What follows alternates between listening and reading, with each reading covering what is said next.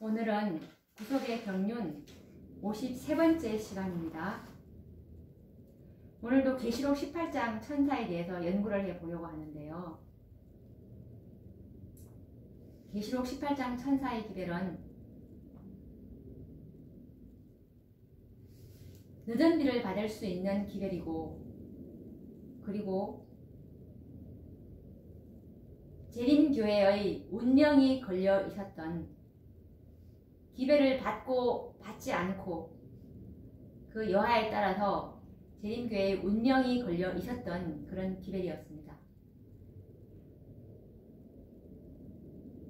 늦은 비를 받을 교회는 참교회이고, 참교회는 하나님의 기별을 거절하지 않는 진리의 기둥과 터가 되는 그 교회에게 하나님께서 늦은 비를 부어주시기 때문에 반드시 늦은 비를 받은 자들이 최후의 경고를 외칠 수 있는 자들이 되고, 그리고 이 환난 때에 피난처가 될 수 있는 덮개가 되기 때문에 우리가 이 계시록 18장 천사의 연구는 마지막 시대를 살아가는 구원받을 하나님의 백성들에게는 반드시 알아야 될 기별입니다. 그래서 오늘은 계시록 18장 천사의 연구에 관련해서 넷째 천사가 전하는 이 믿음으로 말미암는 의의 기별에 대해서 먼저 알아보도록 하겠습니다.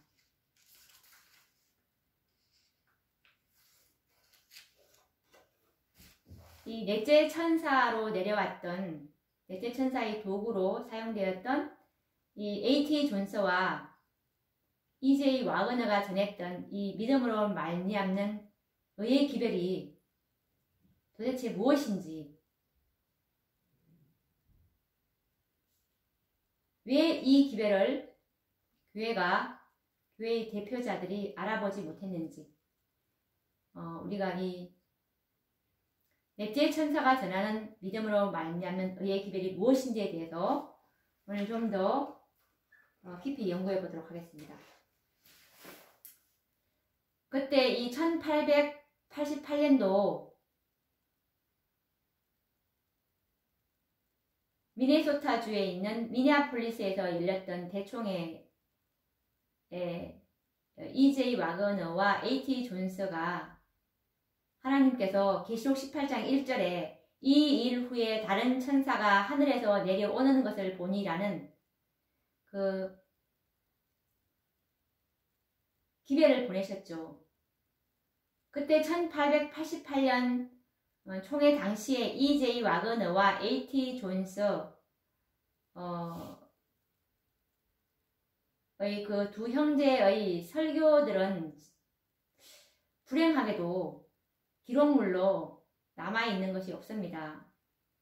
그 총회 당시에 그들이 그때 그들이 어떤 말을 했는지에 대한 정확한 그 기록에 관련된 그런 기록물들은 남아있는 것은 없지만, 그 이후에 설교 내용들이 리뷰지와 그리고 영문시조에 게재가 되었는데요.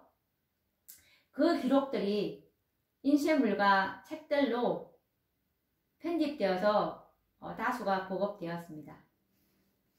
지금 우리가 읽고 있는 그 A.T. 존스와 E.J. 와그너가 쓰신 그 책들 있죠. 그 다들 많이 1888 기별에 대해서 관심 있는 분들은 그 책을 사서 읽으신 분들이 꽤 있을 줄로 저는 보고 있는데, 참으로 더 중요한 사실은 1888년 이후에 화인 선지자가 기록한 그 증언의 말씀을 보면 정말 완벽하고 오류가 없는 이 믿음으로 말미암는 의의 기별들이 책으로 편찬되어 전파되었습니다. 우리가 많이 접하고 있는 시대의 소망, 실물교훈, 종로의 계단, 산상보훈, 가래 뽑은 기별 1권, 그리고 믿음과 행함, 에서 우리가 주옥과 같은 복음을 읽을 수가 있는데요. 네 번째로 내려온 천사가 전하는 이 기별, 즉 복음은 처음 듣는 기별이 아니고 이것은 새빛이 아니라고 선지자는 증언하고 있는데요.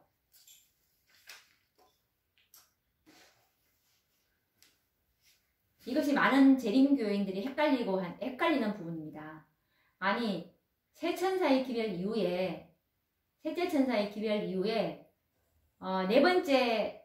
천사는 들어본 적이 없는데 이건 뭔가 잘못됐다. 이단이다. 정말 다른 기별이다 라고 알아보지도 않고 배척하는 분들이 너무나 많습니다.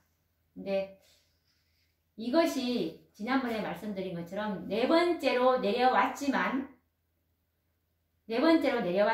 이것은 셋째 천사의 기별이라는 말씀에 우리가 주목해 볼 필요가 있습니다.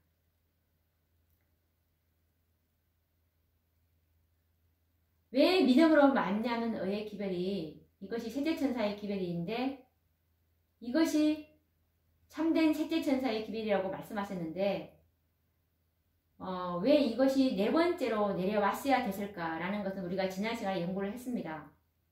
재림교회의 상태가 그때 이 율법과 연관해서 복음이 조화롭게 잘 설명이 돼야 되는데 율법에 치우치다 보니 복음은 간과된 설교단에서 목사님들이 하고 계셨기 때문에 전혀 엉뚱한 방향으로 가고 있는 것을 안타까운 마음으로 하나님께서는 보시고 계시록 18장 1절에 이 일 후에 다른 천사가 라는 새로운 체계 가운데서 네 번째로 내려온 셋째 천사의 기별이었다는 것입니다. 그래서 이 넷째 천사는 새빛이 아니고 옛빛이라고 말씀하고 있는데요.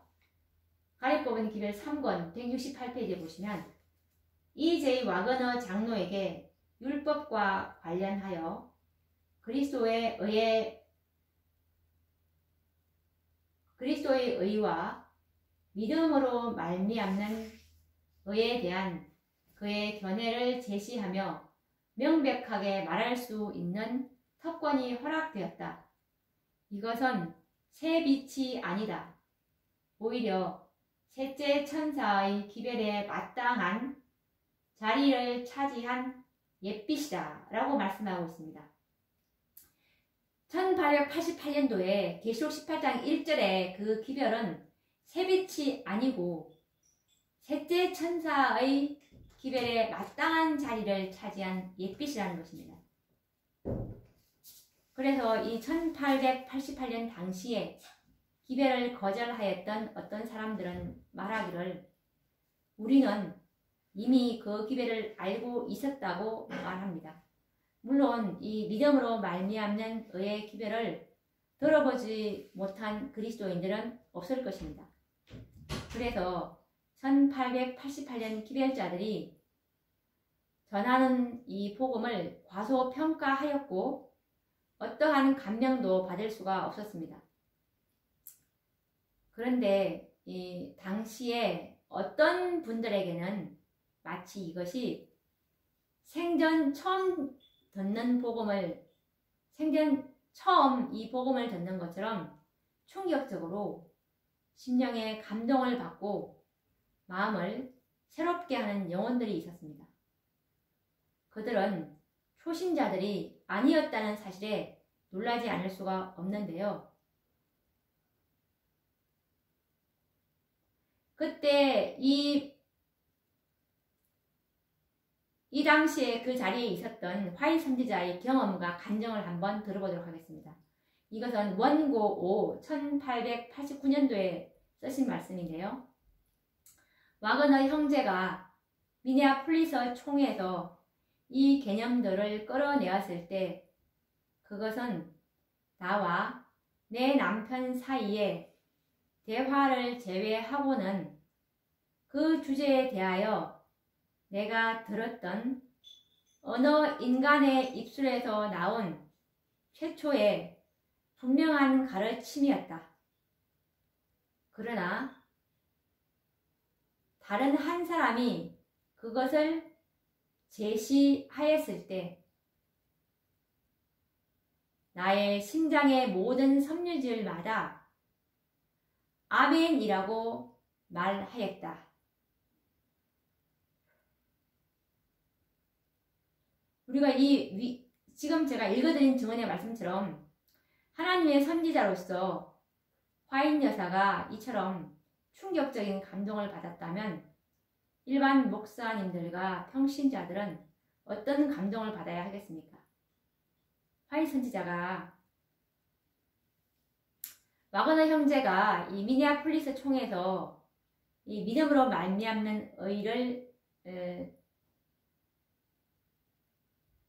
말씀을 하셨을 때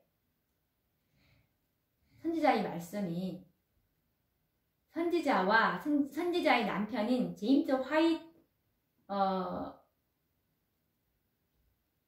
화이트이 참으로 이 믿음으로 말미암는 의에 대한 대화를 했지만 이제껏 어느 목사에게서 들어보지 못했던 믿음으로 말미암는 의에 대한 말씀이라는 것입니다. 맞아, 이것이 진짜 믿음으로 말미암는 의지라고 느꼈다는 것이죠. 그 기별은 선지자에게는 이미 알고 있던 복음이었습니다. 그러나 선지자는 이 넷째 천사인 존스와 와그너에 의해서 그 기별을 들었을 때 너무나 큰 감동을 받은 나머지 심장의 모든 세포들이 아멘 하였다는 간증을 하고 있는 것입니다. 그런데 그 기별을 무시하고 등한히 여기는 사람들은 과거에도 그랬고 지금도 그렇게 말을 합니다. 이 믿음으로 말미암은 이 기별은 이미 내가 잘 알고 있고 전혀 새로울 것이 없다라는 말을 지금도 여전히 그렇게 하고 있죠. 그래서 이 기별을 전했을 때도 어떤 감동도 없고 무관심하고 부주의하는 그분들을 볼 때 너무나 안타까운 심정은 이루 말할 수가 없는 것입니다. 이 기별은 노전비를 받을 수 있는 기별이고 그리고 참 교회를 우리에게 가르쳐주고 있는 기별이기 때문에 어느 교회에 내가 가야 될지를 방향을 결정할 수 있는 기별이라는 것을 알지 못하고 있으므로 예전에 그 예루살렘의 멸망 때에도 이것이 나의 전이다, 이것이 나의 전이다 그러면서 그 예루살렘에 붙어 있으면 구원 받을 줄 아는 그런 참으로 어리석은 그 백성들의 그 모습을 볼 때 안타까운 심정, 그런 심정을 말하는 것입니다. 이미 교회의 촛대가 옮겨버린 그곳에서 하나님의 형상을 찾으려고 해보았자 헛된 노력이라는 것을 그분들이 모르고 있기 때문에 얼마나 이 마음이 이루 말할 수가 없는 것입니다. 그래서 우리는 1888년의 기별을 겸손한 마음으로 연구해야 합니다. 최소한 이 기별을 연구하는 가운데 심장이 뜨거워짐을 경험해야 하는 것입니다. 만약 그렇지 못하다면 넷째 천사가 전하는 이 믿음으로 말미암는 이 복음의 기별을 아직 깨닫지 못하였다는 것을 반증하는 것이 되겠죠.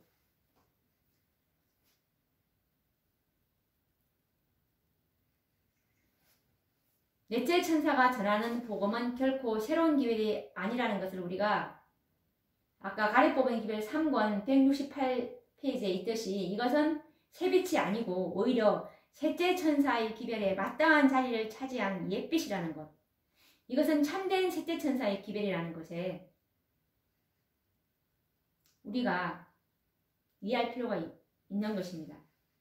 그래서 이 겸손한 마음으로 이 기별을 연구한다면 당시에 화이 선지자처럼 심장의 모든 세포들이 아멘 하는 경험을 하게 될 것입니다. 그리고 성경을 읽을 때면 마치 하늘에서 들리는 하나님의 음성을 듣고 있는 것처럼 모든 말씀들이 영이요 생명으로 다가올 것입니다. 이제 모든 그리스도인들이 알고 있는 구원의 도인 믿음이라는 개념 자체부터 우리는 새롭게 연구해 보는 것이 이 시점에서는 필요하다고 믿는데요. 과연 믿음이란 무엇인지? 성경에서는 이 믿음을 히브리서 11장 1절에 이렇게 말씀하고 있는데요. 믿음은 바라는 것들의 실상이요 보지 못하는 것들의 증거다라고 말씀하고 있습니다. 믿음이란 바라는 것들의 실상이다라고 이렇게 말하고 있는데 우리가 이 말씀을 이해가 되는 것 같으면서도 분명한 개념을 이해하기란 쉽지가 않죠. 그렇다면 1888년 기별자들의 말씀을 통해서 한번 이 믿음을 정의해 보기로 하겠습니다. 1888년 기별자였던 A.T. 존스가 UBN 헤럴더지에 게재했던 글을 읽어보면 이 믿음의 근원이 어디에 있고 또 믿음의 실체가 무엇인지를 이해할 수가 있을 것입니다. UBN 헤럴더 1898년 12월 27일자 말씀해 보시면 A.T. 존스가 그때 게재를 했는데 믿음이란 하나님의 말씀이 그 말씀하는 바를 스스로 이룰 것을 기대하고 그 말씀이 그 말씀한 바를 이루도록 하기 위하여 그 말씀만을 의존하는 것이다. 하나님의 말씀에 창조의 능력이 들어 있으므로 그 말씀에서 말씀하는 일을 창조할 수 있으며 믿음은 말씀 자체가 그 말씀하는 바를 이룰 것을 기대하고 그 말씀하는 바를 이루도록 하기 위하여 오직 말씀만을 의존하는 것이므로 믿음은 바라는 것들의 실상이라는 것을 믿을 수 있다라는 말씀입니다. 이 말씀을 간단하게 요약하자면 하나님의 말씀에 창조의 능력이 들어있다는 것입니다. 그래서 그 말씀만을 의존하라는 것입니다. 그리고 이것에 관련된 또 다른 말씀은 UBN 헤럴더 1899년 1월 17일자 역시 A.T. 존스의 말씀인데요. 태초에 만물을 창조하실 때 하나님은 그리스도를 세워 만물을 존재하도록 하는 말씀을 선포하게 하셨다. 그리스도께서는 오직 말씀만을 하시면 만물이 존재하게 되었다. 그러므로 재창조가 되는 구속에서도 하나님은 그리스도를 세워 의의 말씀을 하시도록 하셨다. 그리스도께서 말씀만 하시면 그대로 이루어진다. 그의 말씀은 창조하실 때 하신 말씀이나 구속하실 때 하시는 말씀이 다 같은 말씀이다. 이 말씀도 요약하자면 우리가 태초에 만물을 창조하실 때도 말씀으로 창조하셨듯이 우리의 구속, 즉 죄사함, 우리 정결도 바로 이 말씀으로 된다는 것이죠. 그리고 또 이것에 관련된 또 다른 증언의 말씀은 이것도 역시 A.T. 존스가 말씀하셨습니다. UBN 헤럴더 1899년 1월 31일자 말씀인데요. 하나님의 말씀만을 신뢰하는 것, 하나님의 말씀만을 의존하는 것, 하나님의 말씀이 하나님의 말씀에 반대될지라도 오직 하나님의 말씀만을 의존하는 것, 이것이 믿음이다. 이것이 하나님의 의를 가져다 주는 믿음이다. 이것이 믿음을 행사하는 것이다. 이것이 성경이 우리에게 믿음을 길러야 할 필요성을 강조할 때 그 의미하는 바이다. 라는 말씀입니다. 우리가 믿음으로 말미암아 어렵다 칭함을 얻지만 우리가 이 믿음으로 말미암아 어렵게 되어야 하듯이 이 의로움은 바로 하나님의 말씀만을 신뢰하고 하나님의 말씀만을 의존할 때 사람의 이론이나 교회의 유전과 전통이 섞여 있다면 우리에게서는 이 의가 창조될 수 없다는 것입니다. 그래서 오직 하나님의 의를 갖다 주는 믿음은 바로 하나님의 말씀만을 신뢰하고 의존한다는 것입니다. 하나님의 말씀은 말씀 그대로 성취된다는 믿음이고 말씀은 말씀 그대로 성취될 것을 믿고 오직 그 말씀만을 신뢰하는 믿음이 바로 참된 믿음이라는 것입니다. 믿음의 실체는 말씀이라는 것이죠. 하나님께서 말씀하신 것은 그 말씀대로 이루어질 것이기 때문입니다. 화이 선지자도 이와 같은 가르침에 전적으로 동의하신 말씀들을 찾아볼 수가 있는데 실물교훈 59페이지 말씀을 보시면 그분의 말씀을 사람의 말로 아니하고 하나님의 말씀으로 받는 자들이다. 성경을 자신에게 말씀하시는 하나님의 음성으로 받는 자만이 참으로 배우는 자이다. 그는 그 말씀을 인해 떨게 될 것인데 이는 그 말씀이 그에게 생생한 현실이 되기 때문이다. 라는 말씀입니다.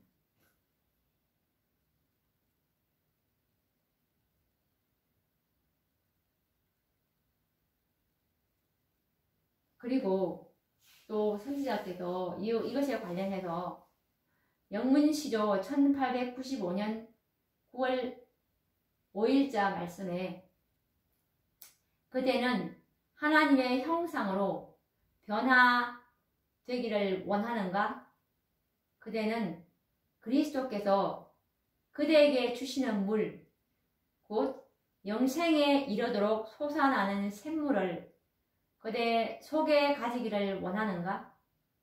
그대는 하나님의 영광의 열매를 맺기를 원하는가? 그대는 다른 사람들을 시원하게 해주기를 원하는가?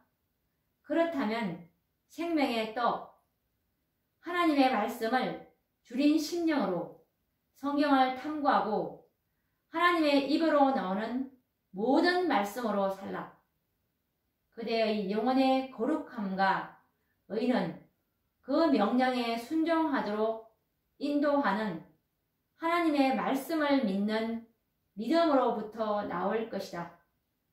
하나님의 말씀이 그대를 가르치시는 하나님의 음성처럼 들리도록 하라 라는 말씀입니다. 우리가 이 하나님께서 우리 이 마지막 백성들에게 원하시는 요구는 바로 하나님의 형상으로 변화되는 것입니다. 이것을 원하는 자들은 하나님의 입으로 나오는 모든 말씀으로 살라고 말씀하시고 우리의 거룩함과 의는 바로 하나님의 모든 말씀을 믿는 믿음에서 나온다는 것입니다. 성경 말씀인 이 하나님의 말씀을 실제적인 하나님의 음성으로 믿고 말씀이 말씀하신 바를 이룰 것이다 라는 이 믿음만 배운다면 신앙생활이 얼마나 행복하고 평안하겠습니까? 하나님의 말씀을 믿음의 실체로 받아들이는 믿음을 소유한다면 얼마나 놀라운 믿음의 사람이 되겠습니까? 요한복음 3장 16절 말씀처럼 하나님이 세상을 이처럼 사랑하사 독생자를 주셨으니 이는 저를 믿는 자마다 멸망치 않고 영생을 얻게 하려 하심이니라 라는 이 말씀을 믿는다면 구원에 확신이 없어서 고민하지 않아도 될 것입니다. 왜냐하면 약속하신 바를 말씀이 이룰 것이기 때문입니다. 이것에 관련된 성경 말씀도 많이 있죠. 데살로니가 전서 5장 23절 말씀을 보시면 평강의 하나님이 친히 너희로 온전히 거룩하게 하시고 은혜의 하나님 곧 그리스도 안에서 너희를 부르사 자기의 영원한 영광에 들어가게 하신 이가 잠깐 고난을 받은 너희를 친히 온전케 하시며 굳게 하시며 강하게 하시며 털을 견고케 하시리라 라고 베드로전서 5장 10절에도 말씀을 하고 있는데, 우리가 이 말씀을 믿는다면 왜 온전하게 되는 일이 불가능하다고 말할 수 있겠습니까? 왜 이것이 어렵다고 말을 할 것입니까? 말씀하신 분이 친히 이루실 것이라고 말씀하지 않으셨습니까? 말씀이 말씀하신 바를 이룬다는 믿음을 우리들은 배워야 합니다. 하나님은 거짓말을 하실 수 없다는 사실이 이것을 증명하고 있지 않습니까?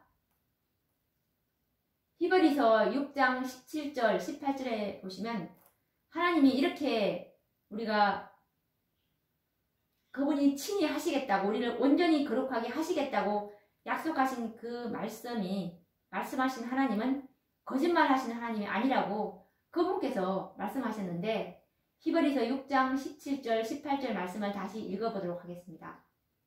하나님은 약속을 기업으로 받는 자들에게 그 뜻이 변치 아니함을 충분히 나타내시려고 그 일에 맹세로 보정하셨나니, 이는 하나님이 거짓말을 하실 수 없는 이 두 가지 변치 못할 사실을 인하여 앞에 있는 소망을 얻으려고 피하여 가는 우리로 큰 안위를 받게 하려 하심이니라 라고 말씀하고 있습니다.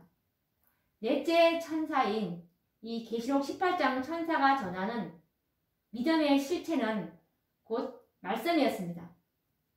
자신의 어떤 선한 행위나 공로가 신뢰의 대상이 될 수 없고 우리의 헌신과 순종 자체까지도 신뢰해서는 안 된다는 것입니다. 오직 그분의 공로와 그분의 희생만이 구원의 근원이 되는 것이고, 그분의 죄 없는 온전한 생애만이 우리의 의가 되어야 한다는 것입니다. 이 모든 은혜는 말씀으로 보장되어 있습니다. 그래서 믿음이란 약속된 말씀만을 믿는 것이고 오직 말씀만을 신뢰하는 것입니다. 오늘 우리가 이 넷째 천사가 전하는 믿음으로 말미암은 의에서 이 믿음의 실체가 무엇인지에 대해서 우리가 연구를 해 보았는데요. 그리고 이 계시록 18장 1절에 이 기별은 다른 기별이 아니라 참으로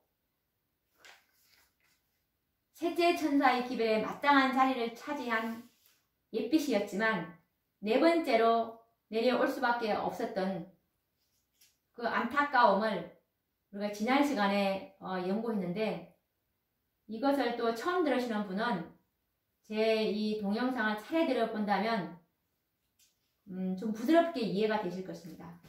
그러면 또 다음 시간에 뵙도록 하겠습니다. 감사합니다.